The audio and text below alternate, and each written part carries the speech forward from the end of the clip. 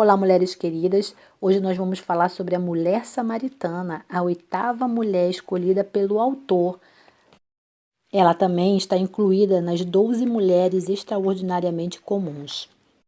Em João 4:29 diz assim: Venho ver um homem que me disse tudo o que tinha feito. Será que ele não é o Cristo? Continuando em João 4, encontramos uma mulher samaritana com um histórico bem sórdido, cujo nome não é revelado. Jesus a encontrou quando veio tirar água em um poço, e esse encontro transformou a sua vida. O apóstolo João dedicou 42 versículos para contar a história do encontro incrível dessa mulher com o Senhor.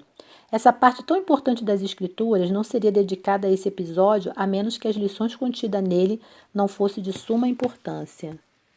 À primeira vista, boa parte da cena parece comum e sem importância.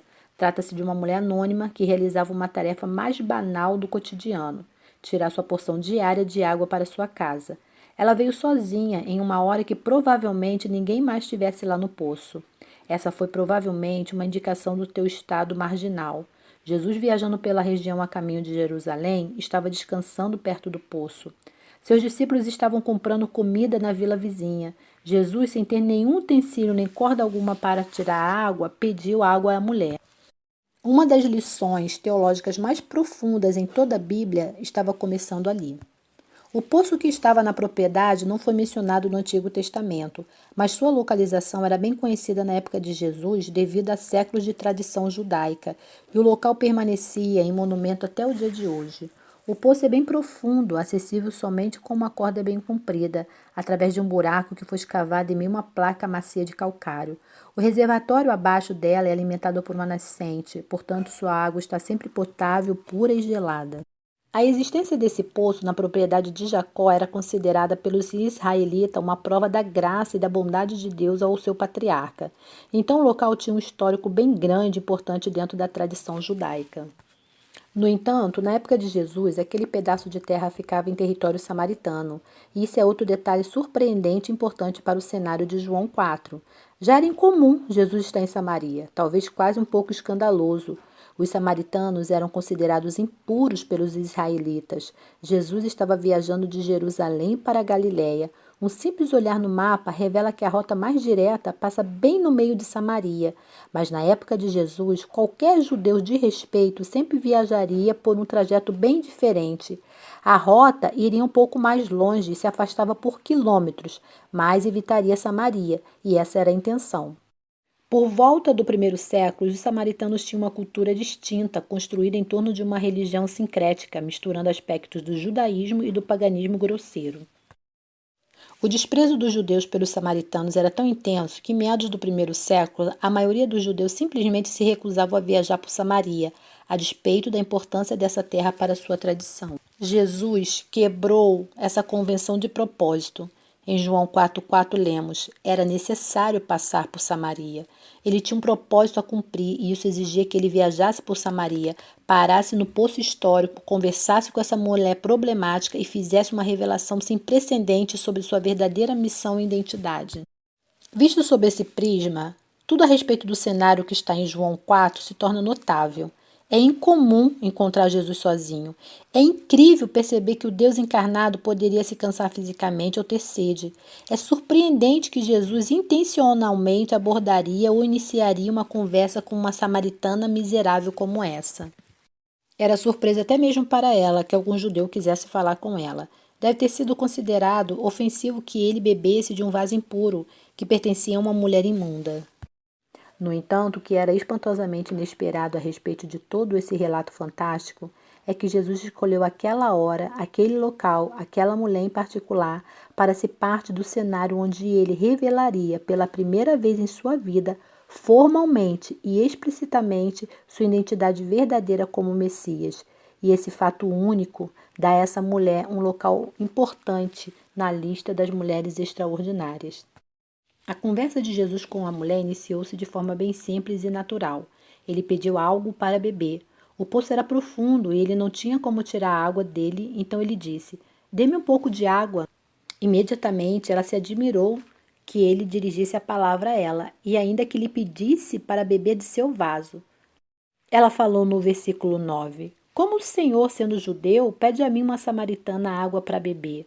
Os tabus quanto ao gênero, quanto à raça e quanto à classe social normalmente impediriam pessoas do nível de Jesus de conversar com uma mulher como ela. Evitando responder sua pergunta, Jesus disse: se você conhecesse o dom de Deus e quem lhe está pedindo água, você lhe teria pedido e ele teria te dado a água da vida. Imediatamente ela entendeu que ele estava fazendo uma afirmação incrível e ela respondeu: o Senhor não tem como tirar água e o poço é fundo. Onde pode conseguir água viva? Acaso o Senhor é maior do que o nosso pai Jacó, que nos deu o poço, do qual ele mesmo bebeu, bem como seus filhos e o seu gado? Está lá relatado nos versículos 11 e 12. No verso 13 e 14, Jesus disse à samaritana: quem beber desta água terá sede outra vez, mas quem beber da água que eu lhe der nunca mais terá sede. Pelo contrário, a água que eu lhe der se tornará nele uma fonte de água a jorrar para a vida eterna. E ela respondeu: Senhor, dê-me dessa água, para que eu não tenha mais sede, nem precise voltar aqui para tirar a água. As próximas palavras de Jesus a interrompem de forma inesperada. Vá, chame seu marido. Agora ela estava num dilema. A verdade sobre sua vida era tão horrível que não conseguia admitir para ele. Ele parecia supor que ela fosse uma mulher típica, com um lar respeitável, um marido honrado. Ela não era nada disso, mas em vez de expor toda a sua desgraça a esse mestre, ela só lhe contou uma parte da verdade. Eu não tenho marido. Para sua decepção total, ele já sabia de toda a verdade. Você falou corretamente dizendo que não tem marido. O fato é que você já teve 5 maridos. E o homem com quem você agora vive não é o seu marido. O que você acabou de dizer é verdade. Está lá relatado em versos 17 e 18. Observe que ele não a repreendeu como mentirosa. Pelo contrário, a elogiou por falar a verdade. Ele sabia tudo sobre o seu pecado, nos mínimos detalhes. Quando ela relatou posteriormente seu encontro com Jesus, esse foi o fato que a impressionou mais. Ele a disse tudo o que ela tinha feito. A essa altura, milhares de pensamentos e perguntas preencheram sua mente. Ela com certeza deve ter pensado sobre quem ele era exatamente e como sabia tanta coisa a seu respeito. Mas ao invés de prosseguir, ela levou a conversa para outro lado esquisito, trazendo que ao seu entendimento era uma disputa religiosa entre judeus e samaritanos. Ela disse: nossos antepassados adoraram neste monte, mas vocês judeus dizem que Jerusalém é o lugar onde se deve adorar. Creio que ela estava esperando o mestre, que parecia saber de tudo, pudesse esclarecer o que parecia a ela ser o debate fundamental dos séculos. Quem estava certo, os judeus ou os samaritanos? Aonde devemos adorar, Gerizim ou Jerusalém? Jesus não ignorou sua pergunta sincera, nem a repreendeu por mudar de assunto. Ele lhe deu uma resposta breve, porém poderosa. Em João 4, versículo 21 ao 24, diz assim: Jesus disse a essa mulher: creia em mim, mulher, está próxima a hora em que vocês não adorarão o Pai neste monte nem em Jerusalém. Vocês, samaritanos, adoram o que não conhecem, nós adoramos o que conhecemos, pois a salvação vem dos judeus. No entanto, está chegando a hora, e de fato já chegou, em que os verdadeiros adoradores adorarão ao Pai em espírito e em verdade. Com essa resposta, ele lhe explicou várias coisas. Primeiro, ele esclareceu que o que importa não é o local da adoração.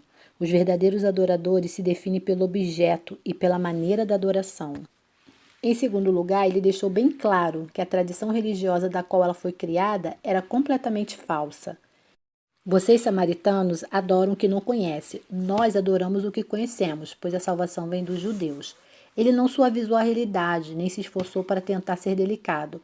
Ele respondeu à pergunta que, de fato, ela tinha perguntado. Naquele momento, Jesus estava pronto a tirar a cortina e revelar sua verdadeira identidade como nunca tinha feito antes. Ela sabia que o Messias estava chegando.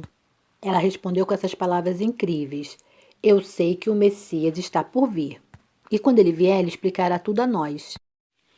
Logo depois dela ter mencionado a questão do Messias, Jesus lhe disse: eu sou o Messias. Eu sou o que falo com você. Essa é a declaração messiânica mais direta e explícita que Jesus fez. Nunca antes, em nenhum relato bíblico, ele tinha dito isso de modo tão direto. Em nenhuma outra ocasião ele se declarou de forma tão clara até a noite da sua traição. Quando Pedro fez sua grande afirmação, Jesus disse que realmente ele estava certo, mas imediatamente advertiu a seus discípulos que não contasse a ninguém que ele era o Cristo. Em João capítulo 10, versículo 24, quando a multidão de judeus exigiu: se você é o Cristo, diga-nos abertamente, ele nunca negou a verdade, mas evitou afirmar de forma explícita as palavras que eles estavam querendo ouvir. Em vez disso, recorreu às suas obras como prova de quem ele era. Ele disse: Eu já lhes disse, mas vocês não creram.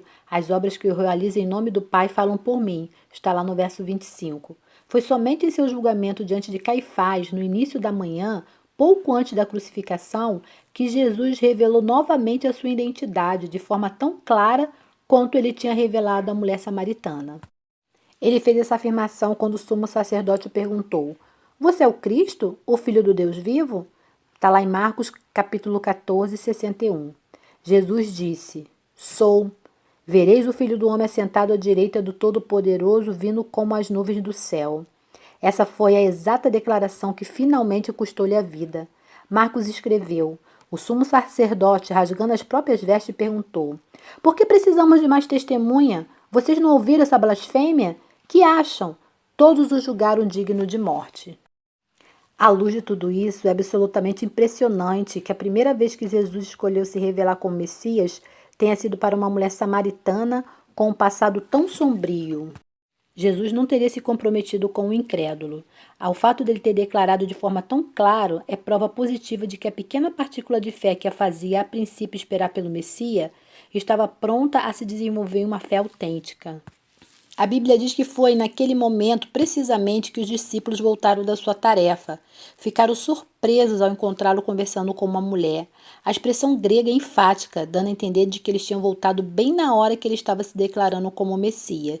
Eles estavam tão chocados e sem palavras diante da cena que João vai relatar que ninguém perguntou nada, nem quiseram saber porque estavam conversando com ela. João 4, versículo 27. Logo depois que os discípulos chegaram, a mulher saiu do poço deixando seu vaso de água. Não foi a distração que a fez deixá-lo lá. Ela tinha toda a intenção de voltar. Seu plano era trazer os homens principais da cidade e apresentá-los a Cristo. Ela tinha recebido um conhecimento incrível sobre o qual não poderia guardar nenhum segredo. Sua reação foi típica dos novos cristãos. Uma das provas da fé autêntica, a pessoa acaba de se livrar do peso do pecado e da culpa e sai transmitindo as boas novas para as pessoas. O entusiasmo da mulher era palpável. E observe que a primeira coisa que ela disse aos homens da sua cidade era que Jesus verbalizou todas as coisas que ela tinha feito. Ela não estava mais escondendo seu pecado, ela estava se deliciando com o brilho do perdão e não havia mais vergonha nela. Seu entusiasmo e determinação eram aparentemente irresistíveis, porque os homens da cidade voltaram com ela ao poço, de onde eles encontraram Jesus. O impacto imediato do testemunho dessa mulher sobre a cidade de Sicar foi profundo, que João escreveu. Muitos samaritanos daquela cidade creram nele por causa do seguinte testemunho dado pela mulher. Ele me disse tudo o que eu tinha feito. Está escrito no verso 39. Que contraste isso tem com a recepção que Jesus teve por parte dos escribas e fariseus em Jerusalém? Lucas escreveu. Mas os fariseus e mestres da lei o criticavam. Este homem recebe pecadores, come com ele. Os líderes religiosos ficavam revoltados com ele porque ele estava disposto a conversar com pessoas desonestas, malandras, principalmente igual essa mulher. Zombaram dele abertamente dizendo: está um comelão e um beberrão, amigo dos publicanos e pecadores. Suas expectativas messiânicas eram altas. Por isso, o seu desprezo por Cristo era visivelmente. Eles não se enquadravam em nenhuma das suas noções preconcebidas do que o Messias deveria ser. Ele repreendeu os líderes religiosos enquanto interagia abertamente com publicanos e os pecadores. Os líderes religiosos o odiavam por isso. Os samaritanos tinham a perspectiva oposta. Por essa razão, a mulher samaritana sabia que o Messias estava chegando. No entanto, a sociedade samaritana tinha se deteriorado e pervertido por anos de religião falsa e de imoralidade. Os samaritanos tinham um sentido definido de que eles eram pecadores.